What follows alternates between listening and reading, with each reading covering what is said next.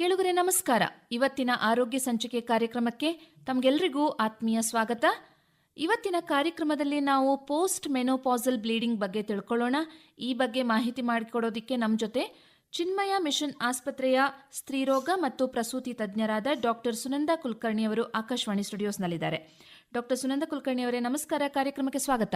ನಮಸ್ಕಾರ ಡಾಕ್ಟರ್, ಇವಾಗ post menopausal bleeding ಅಂದ್ರೆ ಏನು? ಅಂದರೆ ಪೋಸ್ಟ್ ಮೆನೋಪಾಸ್ ಅಂದರೆ ತಿಂಗಳು ಋತುಸ್ರಾವ ಆಗ್ತಿರ್ತದೆ, ಅದು ನಿಲ್ತದೆ. ರಜೋ ನಿವೃತ್ತಿ ಅನ್ಬಹುದು ಅಥವಾ ಇಂಗ್ಲಿಷ್ನಲ್ಲಿ ಮೆನೋಪಾಸ್ ಅನ್ಬಹುದು. ಅಂದ್ರೆ ಈಗ ಒಂದ್ಸಲ ಮೆನೋಪಾಸ್ ಅಟೈನ್ ಆದ್ಮೇಲೆ ಮತ್ತೆ ಬ್ಲೀಡಿಂಗ್ ಆಗೋದು ಯಾಕೆ? ಮೊದಲೇದು ಮೆನೋಪಾಸ್ ಯಾವಾಗ ಆಗ್ತದೆ ಅಂತ ಅನ್ನೋದು ನಾನು ಹೇಳ್ತೀನಿ. ಅಂದರೆ ಪಾಶ್ಚಿಮಾತ್ಯ ದೇಶಗಳಿಗೆ ಕಂಪೇರ್ ಮಾಡಿದರೆ ನಮ್ಮ ದೇಶದಲ್ಲಿ ಸ್ವಲ್ಪ ಬೇಗ 47ರಿಂದ 48 ವಯಸ್ಸಿಗೆ ಆಗ್ತದೆ ಸಾಮಾನ್ಯವಾಗಿ. ಇನ್ನು ಕೆಲವೊಬ್ಬರಿಗೆ 45, ಸ್ವಲ್ಪ ಇನ್ನೂ ಸ್ವಲ್ಪ ಬೇಗ ಆಗ್ಬೋದು. ಆದರೆ 40ಗಿಂತ ಮುಂಚೆ ಆಗಬಾರ್ದು. ಇನ್ನು ಪಾಶ್ಚಾತ್ಯ ದೇಶದೊಳಗೆ ಅವ್ರದ್ದು 50, 51 ಹಿಂಗೆ ಇರ್ತದೆ, ಸ್ವಲ್ಪ ಜಾಸ್ತಿ ನಮಗಿಂತ ಅವರು. ಇದು ವಯಸ್ಸು. ಇದಕ್ಕೆ ಅನೇಕ ಕಾರಣ ಇದಾವೆ. ಮೊದಲೇದೇನಂತಂದ್ರೆ ಕ್ಯಾನ್ಸರು, ಯೋನಿಯ ಕ್ಯಾನ್ಸರು, ಗರ್ಭಕಂಠದ ಕ್ಯಾನ್ಸರು, ಗರ್ಭಾಶಯದ ಕ್ಯಾನ್ಸರು, ಒಂದೊಂದ್ಸಲ ಅಂಡಾಶಯದ ಕ್ಯಾನ್ಸರು, ಇವೆಲ್ಲ ಕಾರಣ ಆಗ್ತವೆ. ಪೋಸ್ಟ್ ಮೆನೋಪಾಸಲ್ ಬ್ಲೀಡಿಂಗ್ ಅಂದ್ರೆ ನಾರ್ಮಲ್ ಆಗಿ ಆಗೋ ಚಾನ್ಸಸ್ ಇದೆಯಾ, ಅಥವಾ ಅದಕ್ಕೇನಾದ್ರೂ ನೀವು ಹೇಳಿದ ಪ್ರಕಾರ ತುಂಬಾ ಕ್ಲಿಷ್ಟಕರವಾದ ಕಾರಣಗಳು ಇರ್ತವೆ? ಈಗಾಗಲೇ ನಾನು ನಿಮಗೆ ಅರ್ಬುದ ರೋಗ ಅಂದ್ರೆ ಕ್ಯಾನ್ಸರ್ ಏನೇನು ಎಲ್ಲ ಹೇಳಿದೆ. ಇದಲ್ದನೆ ಕಾರಣನೂ ಇರ್ತವೆ. ಅದೇನಂತಂದ್ರೆ ಯೋನಿ ಇನ್ಫೆಕ್ಷನ್, ಗರ್ಭಕಂಠದ ಇನ್ಫೆಕ್ಷನ್, ಅದ್ರ ಮೇಲೆ ಎರೋಷನ್ ಅಂತ ಈ ಗರ್ಭಾಶಯದ ಒಳಾವರಣದ ದಪ್ಪಗಾಗಿ ಅದರಿಂದ ರಕ್ತಸ್ರಾವ ಆಗಬಹುದು. ಇದೊಂದೊಂದ್ಸಲ ಗಾಯ, ಗಂಡ ಹೆಂಡತಿ ಸಂಬಂಧ ಮಾಡಿದ್ಮೇಲೆ ಒಂದೊಂದ್ಸಲ ಮೆನೋಪಾಸ್ ಅಟೆಂಡ್ ಆಗಿಬಿಟ್ಟಿರ್ತಾರೆ, ಅವ್ರದ್ದು ಸ್ವಲ್ಪ ಎಲ್ಲ ಸಂಕುಚಿತ ಆಗಿರ್ತದೆ, ಎಲ್ಲ ಕುಗ್ಗಿರ್ತದೆ, ರಕ್ತಸ್ರಾವ ಆಗ್ಬೋದು. ಚುಚ್ಕೊಂಡು ಏನಾದರೂ ಗಾಯ ಆಗಿ ಹಂಗೇನಾದ್ರೂ ಅದು ಆಗ್ಬಹುದು. ಮೆನೋಪಾಸ್ ಅಟೈನ್ ಆದ್ಮೇಲೆ ಸುಮಾರು ಹಾರ್ಮೋನಲ್ ಬದಲಾವಣೆಗಳು ಹೆಣ್ಮಕ್ಳಲ್ಲಿ ಕಾಣಿಸ್ತವೆ. ಈ ಹಾರ್ಮೋನಲ್ ಬದಲಾವಣೆಗಳಿಂದನೂ ರಕ್ತಸ್ರಾವ ಆಗೋದಕ್ಕೆ ಚಾನ್ಸಸ್ ಇದೆಯಾ ಡಾಕ್ಟರ್? ತಿಂಗಳ ಆಗೋ ಹಾರ್ಮೋನ್ ನಿಂತು ಬಿಡ್ತವೆ. ಅದಾದ್ಮೇಲೆ ಮೆನೋಪಾಸ್ ಅಥವಾ ರಜೋ ನಿವೃತ್ತಿ ಆಗ್ತದೆ. ಆದರೆ ರಕ್ತಸ್ರಾವ ಆಗಬೇಕಾದ್ರೆ ಅಲ್ಲಿ ಸ್ಥಳೀಯ ಕಾರಣ ಇರ್ಬೋದು, ಅಥವಾ ಈಗಾಗಲೇ ನಾನು ನಿಮ್ಗೆ ಹೇಳಿದೆ, ಕ್ಯಾನ್ಸರ್ ಹೇಳಿದೆ, ಇನ್ಫೆಕ್ಷನ್ನು, ಟ್ರಾಮಾ ಎಲ್ಲ ಹೇಳಿದೆ. ಈ ಸಿಸ್ಟಮಿಕ್ ಕಾಸಸ್ ಅಂತಂದರೆ ಯಕೃತ್ತಿನ ದೋಷ, ಅದರೊಳಗೆ ಹೊಟ್ಟೆಯೊಳಗೆ ನೀರು ತುಂಬಿಕೊಂಡು ಮೇಲ್ಗಡೆ ಈ ಅಭಿಧಮನಿಗಳು ಅಂತಂದ್ರೆ ಅವೆಲ್ಲ ದಪ್ಪ ಕಾಣಿಸ್ತಿರ್ತವೆ. ಸಿರೋಸಿಸ್ ಆಫ್ ದಿ ಲಿವರ್ ಅಂತಾರೆ, ಆ ಥರ ಆದರೆ ಆಗ್ಬೋದು. ಲಿವರ್ದು ಕಾಯಿಲೆ ಇದ್ದಾಗೂ ಆ ಥರ ಆಗ್ಬೋದು. ಕಿಡ್ನಿದು ಏನಾದರೂ ಪ್ರಾಬ್ಲಮ್ಸ್ ಇದ್ರೆ ಅದಕ್ಕೆ ಆಗ್ಬೋದು. ಚಪ್ಪಟೆ ಕೋಶಗಳು ಅಂತಾರೆ, ಅದು ಸರಿಯಾಗಿ ಕೆಲಸ ಮಾಡ್ತಿದ್ರೆ ಆವಾಗ್ಲೂ ಆಗ್ಬೋದು. ಡಾಕ್ಟರ್, ಇವಾಗ ಮೆನೋಪಾಸ್ ಅಟೈನ್ ಆಗಿದೆ ಅಂತ ಹೇಳಿ ಆ ವ್ಯಕ್ತಿಗೆ ಹೇಗೆ ಗೊತ್ತಾಗುತ್ತೆ? ಅವ್ರಿಗೆ ತಿಂಗಳ ಆಗ್ತಿರ್ತಾರಲ್ಲ, ಅದು ಒಂದು 12 ತಿಂಗಳ ಬಂದಿಲ್ಲ ಅಂದರೆ ಆವಾಗ ನಾವು ಮೆನೋಪಾಸ್ ಅಂತ ಅನ್ಬೇಕು. ಸೊ ಅದು ಆಮೇಲೆ ಮಾಡೋದು ಡಯಾಗ್ನೋಸಿಸ್. ಅದು ಈ ತಿಂಗಳು ಬರಲಿಲ್ಲ, ಇವತ್ತು ಮೆನೋಪಾಸ್ ಆಯಿತು ಆ ಥರ ಹೇಳಿಕ್ಕೆ ಬರೋದಿಲ್ಲ.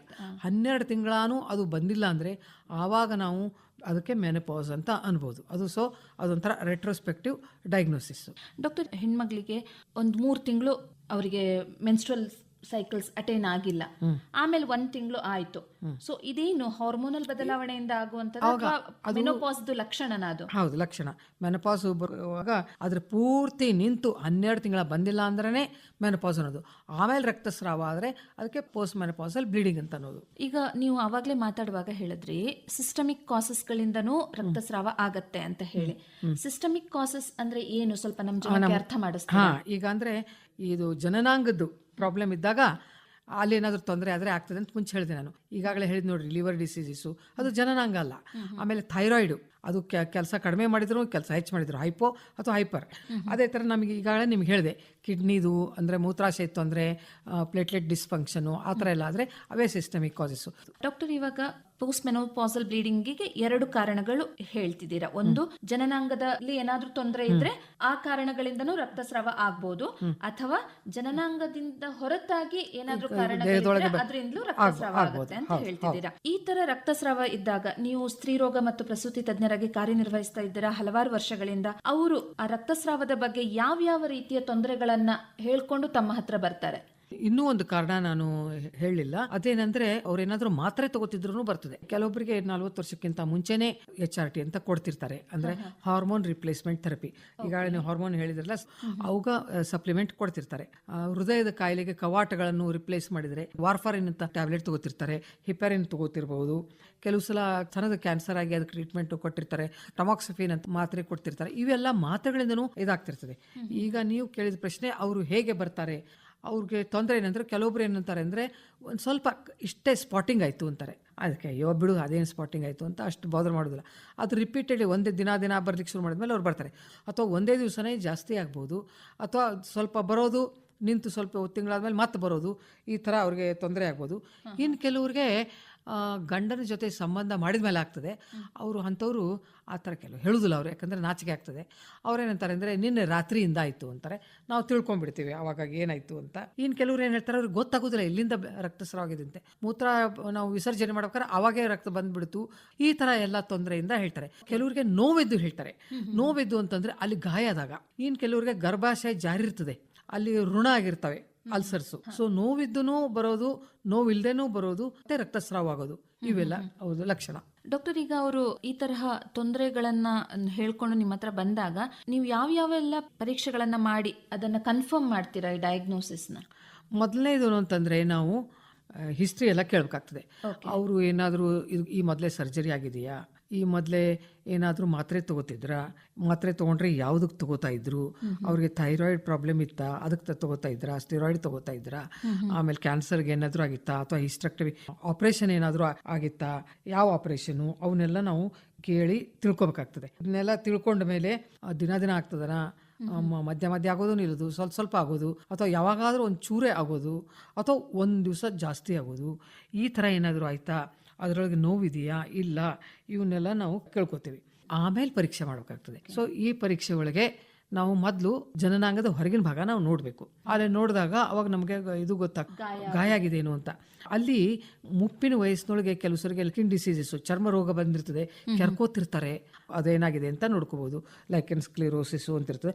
ಒಂದೊಂದ್ಸಲ ಅಲ್ಲಿ ಅರ್ಬುದ ಗಾಯ ಅಂದರೆ ಕ್ಯಾನ್ಸರು ಇರ್ಬೋದು, ಅಲ್ಲಿ ಅದನ್ನು ನಾವು ನೋಡ್ಕೋಬೇಕು. ಆಮೇಲೆ ನಂತರ ಒಳಗಡೆ ಟೆಸ್ಟ್ ಮಾಡಬೇಕು. ಯೋನಿ ಒಳಗೂ ಏನಾದರೂ ಇನ್ಫೆಕ್ಷನು ಅಥವಾ ನಂಜಾಗಿದೆಯಾ, ಅದಕ್ಕೆ ಅವಾಗ ಏನಂದರೆ ಸ್ವಲ್ಪ ಬ್ಲೀಡಿಂಗ್ ಆಗ್ತದೆ ಹಂಗಿದ್ರೆ. ಆಮೇಲೆ ಇಲ್ಲ ಅಂತಂದರೆ ಸಂಭೋಗ ಮಾಡ್ಬೇಕಾದ್ರೆ ಗಾಯ ಆಗಿದೆಯಾ, ಏನಾಗಿದೆ ಅದು ನೋಡ್ಕೋಬೇಕು. ಇದಲ್ಲದೆ ಇನ್ನು ಕೆಲವರಿಗೆ ಮರ್ತೋಗ್ಬಿಟ್ಟಿರ್ತದೆ, ಯಾವಾಗೋ ಲೂಪ್ ಹಾಕಿಸ್ಕೊಂಡು ಬಿಟ್ಟಿರ್ತಾರೆ. ಅದು ಈಗ ಗರ್ಭಾಶಯ ಕುಗ್ತಿರ್ತದೆ, ಅದು ಲೂಪ್ ಅಷ್ಟೇ ಇರ್ತದೆ, ಅದ್ರ ದಾರಾಗಿರ ಕಾಣಿಸ್ತಾ ಇದೆಯೇನು ಅದು ನೋಡಬೇಕು. ಅಥವಾ ಅವ್ರಿಗೆ ಗರ್ಭಾಶಯ ಜಾರಿದೆಯೇನು ಅದನ್ನೆಲ್ಲ ನಾವು ನೋಡಬೇಕು. ಅದಕ್ಕೇನಾದರೂ ಆಮೇಲೆ ಗರ್ಭಕಂಠದ ಮೇಲೆ ಏನಾದರೂ ಎರೋಜನ್ ಅಂತ ಆ ಥರ ಇದೆ, ಅದು ಕ್ಯಾನ್ಸರ್ ಅಲ್ಲ, ಆದರೆ ಎರೋಜನ್ ಅಂದರೆ ಮೇಲಿನ ಕೋಶಗಳು ಹೋಗ್ಬಿಟ್ಟಿರ್ತವೆ, ಅದಕ್ಕೆ ಒಂದೊಂದ್ಸಲ ಸ್ವಲ್ಪ ಬ್ಲೀಡಿಂಗ್ ಆಗಿ ಬರ್ಬೋದು. ಅಂದರೆ ಸರ್ವಿಕ್ಸ್ ಮೇಲಿಂದ, ಹೌದು ಗರ್ಭಕಂಠದ್ದು ಅಂತ ಹೇಳಿದ್ನಲ್ಲ ಅಂತ. ಇನ್ನೊಂದ್ಸಲ ಅಲ್ಲಿ ಕ್ಯಾನ್ಸರ್ ಆಗಿರ್ಬೋದು, ಅದು ನಾವು ಮುಟ್ಟಿದ ತಕ್ಷಣನೇ ಅಲ್ಲಿ ರಕ್ತಸ್ರಾವ ಆಗ್ತಿರ್ತದೆ. ಇನ್ನು ಅದೇನಾದರೂ ಆಗಿದೆಯಾ, ಅಥವಾ ಒಂದೊಂದ್ಸಲ ಈ ಪೆಸರಿ ಅಂತ ಹಾಕಿಸ್ಕೋತಾರೆ. ಈ ಗರ್ಭಾಶಯ ಜಾರಿ ಇರ್ತದಲ್ಲ, ಅದು ತಿರ್ಗಿ ಆಪರೇಷನ್ ಬೇಡ ಅಂತಂದು, ಅಥವಾ ಆಪರೇಷನ್ಗೆ ಫಿಟ್ ಇರ್ಲಿಕ್ಕಿಲ್ಲ, ಅವರೇ ಆಪರೇಷನ್ ಬೇಡ ಅಂದಿರ್ಬೋದು, ಅಂಥದ್ದು ಯಾವುದಕ್ಕೋ ಒಂದು ಪೆಸರಿ ಅಂತ ಹಾಕಿಸ್ಕೊಂಡಿರ್ತಾರೆ, ಅದನ್ನು ಮರ್ತೇ ಬಿಟ್ಟಿರ್ತಾರೆ. ಸೊ ಅದೇನಾದರೂ ಇದೆಯೇನು ಅದನ್ನು ನಾವು ನೋಡ್ಕೋಬೇಕು. ಅದಾದಮೇಲೆ ನಾವು ಟೆಸ್ಟ್ ಮಾಡಬೇಕು. ಏನಂದರೆ ಯೋನಿ ಒಳಗೆ ಟೆಸ್ಟ್ ಮಾಡಿದ್ಮೇಲೆ ಒಂದೊಂದ್ಸಲ ಏನಾಗ್ತದೆ ಅಂದರೆ ಗರ್ಭಾಶಯದೊಳಗೆ ಗಂಟಾಗಿರ್ತವೆ, ಫೈಬ್ರಾಯ್ಡ್ ಅಂತಾರೆ. ಸೊ ಆ ಫೈಬ್ರಾಯ್ಡು ಮುಟ್ಟು ನಿಂತ ಮೇಲೆ ಈ ಸ್ತ್ರೀ ರಸದೂತಗಳು ಎಲ್ಲ ಈಗಾಗಲೇ ನಿಮ್ಗೆ ಹೇಳಿದೆ ಬರೋದು ನಿಂತು ಹೋಗ್ಬಿಟ್ಟಿರ್ತದೆ. ಸೊ ಆ ಗರ್ಭಾಶಯ ಕುಗ್ತದೆ. ಆವಾಗ ಈ ಫೈಬ್ರಾಯ್ಡು ದೊಡ್ಡ ಸೈಜ್ ಇದ್ದು ಸಣ್ಣ ಸೈಜ್ ಆಗ್ತವೆ. ತೀರಾ ಅವು ಸ್ವಲ್ಪ ಸಣ್ಣ ಇದ್ರೆ ಅವು ಪೂರ್ತಿ ಹೋಗೇ ಬಿಡ್ತವೆ. ಇನ್ನು ಸ್ವಲ್ಪ ದೊಡ್ಡ ಇದ್ದದ್ದು ಸ್ವಲ್ಪ ಸಣ್ಣ ಆಗ್ತವೆ. ಆದರೆ ಸಣ್ಣದಾದ್ರೂ ಒಂದೊಂದು ಸಲ ಈ ಥರ ರಕ್ತಸ್ರಾವ ಆಗ್ಬೋದು. ಸೊ ಅದೇನಾದರೂ ಇದೇನು ಅಂತ ನಾವು ನೋಡಬೇಕು. ಇದಲ್ಲದೇ ಅಂಡಾಶಯದೊಳಗೆ ಗಡ್ಡೆಗಳಾಗ್ತವೆ, ಅವು ಹಾರ್ಮೋನ್ ಪ್ರೊಡ್ಯೂಸ್ ಮಾಡ್ಬೋದು, ಅವು ರಸದೂತ ಮಾಡಬಹುದು, ಉತ್ಪತ್ತಿ ಮಾಡ್ಬೋದು. ಆ ರಸದೂತದಿಂದ ಅವ್ರಿಗೆ ಮುಟ್ಟು ನಿಂತ ಮೇಲೂ ರಕ್ತಸ್ರಾವ ಆಗೋ ಸಂಭವ ಇರ್ತದೆ. ಅದಕ್ಕೆ ಅದೇನಾದರೂ ಇದೇನು ಅಂತ ನೋಡಬೇಕು. ಅವು ದೊಡ್ಡದಿದ್ರೆ ನಮ್ಮ ಕೈಗೆ ಹತ್ತವೆ, ಅತಿ ದೊಡ್ಡದಿದ್ರೆ ನಾವು ಅಬ್ಡಮಿನ್ ಮೇಲಿಂದನೇ ಕಂಡು ಹಿಡಿಬೋದು. ಅದಕ್ಕಿಂತ ಸ್ವಲ್ಪ ಸಣ್ಣದಿದ್ರೆ ನಾವು ಬೆರಳ ಒಳಗಡೆ ಯೋನಿ ಒಳಗೆ ತೂರಿಸಿ ನೋಡಿದಾಗ ಆವಾಗ ನಮ್ಗೆ ಅವು ಹತ್ಬೋದು. ಆಮೇಲೆ ಇನ್ನೂ ಸ್ವಲ್ಪ ಸಣ್ಣದಿತ್ತಂದರೆ ಆವಾಗ ನಮ್ಗೆ ಇನ್ವೆಸ್ಟಿಗೇಷನ್ ಬೇಕಾಗ್ತದೆ. ಮತ್ತು ಹೊಟ್ಟೆ ಮೇಲ್ಗಡೆ ನಾವು ಯಕೃತ್ತು ಅದಕ್ಕೇನಾದರೂ ತೊಂದರೆ ಇದೆ, ಅವಾಗ ಇದನ್ನು ಹೊಟ್ಟೆ ಒಳಗೆ ನೀರು ತುಂಬಿಕೊಂಡಿದೆಯೇನು, ಅದು ಇಲ್ಲಿ ಗಂಟ್ಲ ಹತ್ರ ಅದು ಥೈರಾಯ್ಡ್ ಗ್ರಂಥಿ ಉಬ್ಬಿದೆಯೋ ಏನೋ ಎಲ್ಲ ನೋಡ್ಬೇಕಾಗ್ತದೆ. ಅದು ನೋಡಿ ನಾವು ಹೇಳ್ಬೇಕಾಗ್ತದೆ. ಈಗ ಡಾಕ್ಟರ್, ಜನನಾಂಗದ ಕಾರಣಗಳಿಂದ ರಕ್ತಸ್ರಾವ ಆಗ್ತಾ ಇದ್ರೆ ಸೊ ನಿಮ್ಗೆ ಅಲ್ಲಿ ಫಿಸಿಕಲ್ ಎಕ್ಸಾಮಿನೇಷನ್ ಮಾಡುವಾಗ ನಿಮ್ಗೆ ಗೊತ್ತಾಗುತ್ತೆ. ಸಪೋಸ್ ಅಲ್ಲಿ ಏನೂ ತೊಂದರೆ ಇಲ್ಲ, ಎಲ್ಲಾನು ನಾರ್ಮಲ್ ಆಗಿದೆ ಆರ್ಗನ್ಸ್ ಎಲ್ಲ ಅಂತ ಹೇಳಿದ್ರೆ, ಬೇರೆ ಯಾವುದೋ ಕಾರಣದಿಂದ ಅಲ್ಲಿ ರಕ್ತಸ್ರಾವ ಆಗ್ತಿದೆ ಅಂತ ಹೇಳಿ ನೀವು ಬೇರೆ ಪರೀಕ್ಷೆಗಳಿಗೆ ಹೇಳ್ತೀರಾ ಅವರಿಗೆ? ಏನೇನ್ ಪರೀಕ್ಷೆಗಳನ್ನ ಹೇಳ್ತೀರಾ ನೀವು? ಮೊಟ್ಟ ಮೊದಲು ನಾವು ಮಾಡೋದು ಅಲ್ಲಿ ಏನೂ ಇಲ್ಲ ಅಂತಂದ್ರೆ ಸ್ಕ್ಯಾನಿಂಗ್ ಮಾಡಬೇಕು. ಸ್ಕ್ಯಾನಿಂಗ್ ನೊಳಗೆ ನಾ ಹೇಳಿದ್ನಲ್ಲ, ಅಂಡಾಶಯದ ಪಕ್ಕದಲ್ಲಿ ಏನಾದ್ರು ಏನಾದರೂ ಗಡ್ಡೆಗಳಿದ್ರೆ ಅದು ಗೊತ್ತಾಗ್ತದೆ. ಅಥವಾ ಸ್ಕ್ಯಾನಿಂಗ್ನೊಳಗೆ ಅಲ್ಲಿ ಫೈಬ್ರಾಯ್ಡ್ ಅಂತಿದ್ರೆ ಅದಿದ್ರೆ ಗೊತ್ತಾಗ್ತದೆ. ಇಲ್ಲ ಗರ್ಭಾಶಯದ ಒಳಾವರಣ ಹೈಪರ್ಪ್ಲಾಸಿಯಾ ಅಂತೀವಿ, ಅದು ದಪ್ಪಗಾಗಿದ್ರೆ ಅದು ಗೊತ್ತಾಗ್ತದೆ. ಅದು ಬಹಳ ದಪ್ಪಗಿದ್ರೆ ನಾವು ಕ್ಯಾನ್ಸರ್ ಅಂತ ಸಸ್ಪೆಕ್ಟ್ ಮಾಡಬೇಕು, ಅದಕ್ಕೆ ಇನ್ವೆಸ್ಟಿಗೇಷನ್ ಮಾಡೋಕ್ಕಾಗ್ತದೆ. ಅದು ಎಷ್ಟು ದಪ್ಪಗಿದೆ ಏನು ಅದನ್ನೆಲ್ಲ ನೋಡ್ಕೋಬೇಕು. ಸ್ಕ್ಯಾನಿಂಗ್ ಬಗ್ಗೆ ನಾನು ಹೇಳಿದೆ. ಇದಲ್ಲದೆ ನೆಕ್ಸ್ಟ್ ಇನ್ನೇನು ಅಂತಂದರೆ ಲಿವರ್ ಫಂಕ್ಷನ್ ಟೆಸ್ಟ್ ಅಂತಾರೆ, ಅದನ್ನು ಮಾಡಬೇಕು. ಥೈರಾಯ್ಡ್ ಪರೀಕ್ಷೆನ ಮಾಡಬೇಕು. ಆಮೇಲೆ ಬ್ಲಡ್ ಶುಗರು, ರಕ್ತದೊಳಗೆ ಸಕ್ಕರೆ ಪ್ರಮಾಣ ಎಷ್ಟಿದೆ, ಡಯಾಬಿಟಿಸ್ ಇದೆಯಾ, ಪ್ರೊಲ್ಯಾಪ್ಸ್ ಇದ್ದಾಗ ಗರ್ಭ ಕಂಠದ ಮೇಲೆ ಒಂದೊಂದ್ಸಲ ಡಯಾಬಿಟಿಕ್ ಅಲ್ಸರ್ಸು ಅಲ್ಲಿಗೂ ಒಂದೊಂದು ಬರ್ಬೋದು. ಅದಕ್ಕೆ ಬ್ಲಡ್ ಶುಗರು ಅದನ್ನೆಲ್ಲ ರಕ್ತದೊಳಗಿನ ಸಕ್ಕರೆ ಪ್ರಮಾಣ ನೋಡಬೇಕು. ಆಮೇಲೆ ಗರ್ಭಾಶಯ ಜಾರು ಬಿಟ್ಟಿದ್ರೆ ಅದಕ್ಕೆ ಅದ್ರದ್ದೇನಿರ್ತದೆ ಅದು ನಾವು ಹೊರಗೆ ಕಾಣಿಸ್ಬಿಡ್ತೇವೆ, ಅವಾಗೇನು ತೊಂದರೆ ಇಲ್ಲ. ಆಮೇಲೆ ಕಿಡ್ನಿ ಫಂಕ್ಷನ್ ಟೆಸ್ಟು ಅಂದರೆ ಮೂತ್ರಾಶಯದ ಟೆಸ್ಟು ಅವನ್ನೆಲ್ಲ ನೋಡ್ಕೋಬೇಕಾಗುತ್ತದೆ. ಒಂದೊಂದು ಸಲ ಮತ್ತಿನ್ನೇನು ಪರೀಕ್ಷೆ ಮಾಡಬೇಕು ಅಂತಂದರೆ ಪ್ಯಾಪ್ಸ್ಮಿಯರ್ ಅಂತ ಮಾಡ್ತೀವಿ.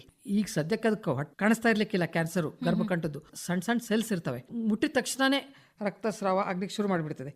ತುಂಬ ಕಡಿಮೆಯಾಗಿ ಬರೋದು ಏನು ಅಂತಂದರೆ ಟ್ಯೂಬರ್ಕ್ಯುಲೋಸಿಸ್ಸು. ಅವರಿಗೆ ಅವ್ರು ನಿಮ್ಗೆ ಮುಂಚೆ ಯಾವಾಗಾದ್ರೂ ಟಿ ಬಿ ಕಾಯಿಲೆ ಆಗಿತ್ತಾ, ಟಿ ಬಿಗೆ ಟ್ರೀಟ್ಮೆಂಟ್ ತೊಗೊಂಡಿದ್ರೆ ನಾವೆಲ್ಲ ಕೇಳಬೇಕಾಗ್ತದೆ. ಒಂದೊಂದು ಸಲ ಟಿ ಬಿ ಅಲ್ಸರ್ಸೋದು ಇದ್ದರೆ ಆ ಥರ ಆಗ್ಬೋದು. ಸೊ ಇದಕ್ಕೆ ನಾವು ಅದಕ್ಕೆ ಹಿಸ್ಟ್ರಿ ಒಳಗೆ ಅದನ್ನು ಕೇಳ್ಕೋಬೇಕು. ಮತ್ತು ಇವೆಲ್ಲ ರಕ್ತಸ್ರಾವ ಕೊಯಾಗುಲೇಷನ್ ಇದು ಪ್ರಾಬ್ಲಮ್ಸ್ ಇದ್ದರೆ, ಈ ವಾರ್ಫಾರಿನ್ ಅದು ತಗೋತಾ ಇದ್ರೆ ಅವು ಹೆಚ್ಚು ಕಮ್ಮಿ ಆದಾಗ ಇದನ್ನು ಕೊಯಾಗುಲೇಷನ್ ಪ್ರೊಫೈಲ್ ಅಂತ. ಡಾಕ್ಟರ್, ಈಗ ಪೋಸ್ಟ್ ಮೆನೋಪಾಸಲ್ ಬ್ಲೀಡಿಂಗ್ ಅಂತ ಹೇಳಿ ನಿಮ್ಮ ಹತ್ರ ಬಂದಿರೋ ಹೆಣ್ಮಕ್ಳಿಗೆ ನೀವು ಮೊದಲಿಗೆ ಮಾತ್ರೆಗಳ ಚಿಕಿತ್ಸೆ ನೀಡ್ತೀರಾ ಅಥವಾ ಅದನ್ನು ಕಾರಣಗಳನ್ನು ಪರಿಶೀಲಿಸಿ ನೀಡ್ತೀರಾ? ಈಗಾಗಲೇ ನಾವು ಹಿಸ್ಟ್ರಿ ತೊಗೊಳ್ಬೇಕಾದ್ರೆ ಏನು ಕಾರಣ ಅಂತ ಗೊತ್ತಿರ್ತದೆ. ಆಮೇಲೆ ಅದನ್ನು ನೋಡಿಕೊಂಡು ನಾವು ಹೇಳ್ತೀವಿ, ಅದಕ್ಕೆ ತಕ್ಕಂಗೆ ಚಿಕಿತ್ಸೆಯನ್ನು ನಾವು ಮಾಡೋಕ್ಕಾಗ್ತದೆ. ಆಮೇಲೆ ಈಗ ಒಂದು ಉದಾಹರಣೆ ಕೊಡ್ತೀನಿ. ಏನಂತಂದರೆ ಗರ್ಭಾಶಯದ ಒಳಾವರಣ ದಪ್ಪಗಾಗಿದೆ ಅಂತ ತಿಳ್ಕೊಳ್ಳಿ. ಅದಕ್ಕೆ ನಾವು ಎಂಡೋಮೆಟ್ರಿಯಲ್ ಬಯಾಪ್ಸಿ ಅಂತ ಒಂದು ಮಾಡ್ತೀವಿ, ಅಥವಾ DNC ಅಂತ ಮಾಡ್ತೀವಿ. ಈ ವಯಸ್ಸಾದವ್ರಿಗೆ ಹಿಸ್ಟ್ರೋಸ್ಕೋಪ್ ಅಂತ ಅಂದರೆ ಉದರದರ್ಶಕ ಇರ್ತದಲ್ಲ, ಹಾಗೆ ಗರ್ಭದರ್ಶಕ, ಅದು ಒಂದು ಕೊಳವೆ ಥರ ಇರ್ತದೆ. ಅದ್ರ ಮುಂದೆ ಲೆನ್ಸ್ ಇರ್ತದೆ, ಅದರೊಳಗೆ ಲೈಟು ಇರ್ತದೆ.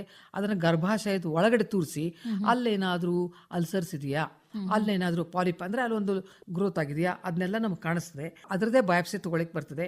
ಅದನ್ನೆಲ್ಲ ನೋಡಿಕೊಂಡು ನಾವು ಅದನ್ನು ಮಾಡ್ಬೋದು. ಆಮೇಲೆ ಈ ಗರ್ಭಾಶಯದೊಳಗೆ ಆವರಣ ದಪ್ಪಗಾಗಿದ್ರೆ ಅದಕ್ಕೆ ಚಿಕಿತ್ಸೆ ಇದೆ.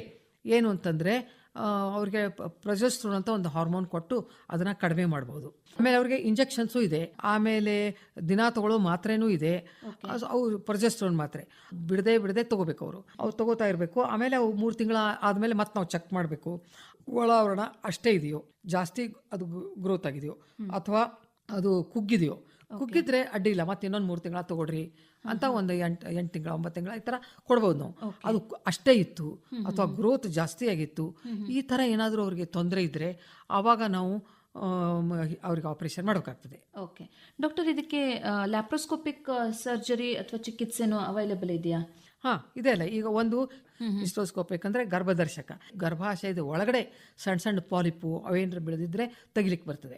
ಮತ್ತು ಅದರ ಜೊತೆ ಬಯಾಪ್ಸಿನೂ ತಗೊಳಕ್ ಬರ್ತದೆ. ಆಮೇಲೆ ಮತ್ತೊಂದು ಉದಾಹರಣೆ ಕೊಡ್ತೀನಿ. ಪಾಲಿಪು ಗರ್ಭಕಂಠದೊಳಗೆ ಒಂದು ಪಾಲಿಪ್ ಇರಬಹುದು. ಆವಾಗ ಅದು ನಾವು ಪಾಲಿಪೆಕ್ಟಮಿ ಅಂತ ಕಾಣಿಸ್ತಿರ್ತದೆ ಕಣ್ಣಿಗೆ, ಅದನ್ನ ತೆಗೆದು ಬಿಡಬಹುದು. ತೀರಾ ಸಣ್ಣ ಒಳಗಡೆ ಇದ್ರೆ ಹಿಸ್ಟೋಸ್ಕೋಪ್ನಿಂದ ತೆಗಿಬಹುದು. ಇನ್ನೂ ದೊಡ್ಡದಿದ್ರೆ ಸ್ಪೆಕ್ಯುಲಮ್ ಹಾಕಿ ಅದನ್ನು ತಿರುಗಿಸಿ ಅದನ್ನು ಮಾಡಿ ಅದನ್ನು ತೆಗಿಬೋದು ಹೊರಗಡೆ ಇದ್ರೆ. ಅಂದರೆ ಯೋನಿ ಒಳಗಡೆ ಗರ್ಭಾಶಯದ ಹೊರಗಡೆ ಇದ್ದಾಗ ಅದನ್ನು ತಿರುಚಿ ತೆಗಿಬೋದು. ಇಲ್ಲ ಇನ್ನೂ ದೊಡ್ಡದಿದ್ರೆ ಅದಕ್ಕೊಂದು ಕ್ಲ್ಯಾಂಪ್ ಹಾಕಿ ಅದನ್ನು ಕಟ್ ಮಾಡಿ ತೆಗಿಬೇಕಾಗ್ತದೆ. ಇದು ಪಾಲಿಪೆಕ್ಟಮಿ. ಇದಲ್ದೇ ರಜೋ ನಿವೃತ್ತಿ ಆದಮೇಲೆ ಇದೆಲ್ಲ ರಕ್ತಸ್ರಾವ ಆಗ್ತಾ ಇರೋದು. ಮುಟ್ ನಿಂತು ಹೋಗ್ಬಿಟ್ಟಿರ್ತದೆ, ಮಕ್ಕಳಾಗಿರ್ತಾವೆ, ಇನ್ನೇನಿರ್ತದೆ ಆ ಗರ್ಭಾಶಯದ ಕೆಲಸ ಅಲ್ಲೇನು, ಅವ್ರಿಗೆ ಮಕ್ಕಳಾಗಿರ್ತಾವೆ, ಇನ್ನೇನು ಬೇಕಾಗಿರೋದಲ್ಲ ಗರ್ಭಾಶಯ. ಆ ಸಮಯದೊಳಗೆ ನಾವು ಹಿಸ್ಟ್ರೆಕ್ಟಮಿ ಮಾಡಬೇಕಾಗ್ತದೆ.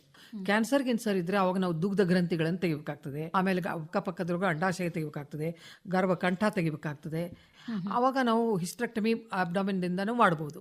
ಅಂದ್ರೆ ನೀವು ಹೇಳೋ ಪ್ರಕಾರ ಪೋಸ್ಟ್ ಮೆನೋಪಾಸಲ್ ಬ್ಲೀಡಿಂಗ್ಗೆ ಮಾತ್ರೆಗಳಿಂದನೂ ಚಿಕಿತ್ಸೆ ಇದೆ, ಮತ್ತೆ ಶಸ್ತ್ರಚಿಕಿತ್ಸೆ ಅವಶ್ಯಕತೆ ಇದ್ರೆ ಆವಾಗ ನೀವು ಶಸ್ತ್ರಚಿಕಿತ್ಸೆಯನ್ನು ಮಾಡ್ತೀರಾ ಅಂತ? ಹೌದು, ಮಾಡ್ತೀವಿ. ನಾವು ಪರೀಕ್ಷೆ ಮಾಡ್ಬೇಕಾದ್ರೆ ಒಂದೊಂದ್ಸಲ ಗೊತ್ತಾಗುದಿಲ್ಲ. ಅವಾಗ ಅವ್ರು ಏನ್ ಹೇಳ್ತಾರೆ ಅಂತಂದ್ರೆ ಮೂತ್ರ ಮಾಡ್ಬೇಕಾಗ್ತದೆ ಹಿಂಗೆಲ್ಲ ಅಂತಿರ್ತಾರಲ್ಲ, ಚಿಕಿತ್ಸೆ ನಾವು ಕೊಡ್ಬೇಕಾಗ್ತದೆ. ಅಥವಾ ಗುದದ ದ್ವಾರದೊಳಗೆ ಕಕ್ಷ ಮಾಡ್ಬೇಕಾದ್ರೆ ರಕ್ತಸ್ರಾವ ಆಗ್ತದೆ ಅಂದ್ರೆ ಅವಾಗ ಅದನ್ನ ನೋಡಿ ಅದಕ್ಕೆ ತಕ್ಕ ಚಿಕಿತ್ಸೆಯನ್ನು ಕೊಡ್ಬೇಕಾಗ್ತದೆ. ಈ ಪೋಸ್ಟ್ ಮೆನೋಪಾಸಲ್ ಬ್ಲೀಡಿಂಗ್ ವಾಸಿ ಆಗೋಕ್ಕೆ ಎಷ್ಟು ದಿನ ತಗೊಳುತ್ತೆ ಡಾಕ್ಟರ್? ಅದು ಯಾವ ಕಾರಣದಿಂದ ಆಗಿರ್ತದೆ ಆದ್ಮೇಲೆ.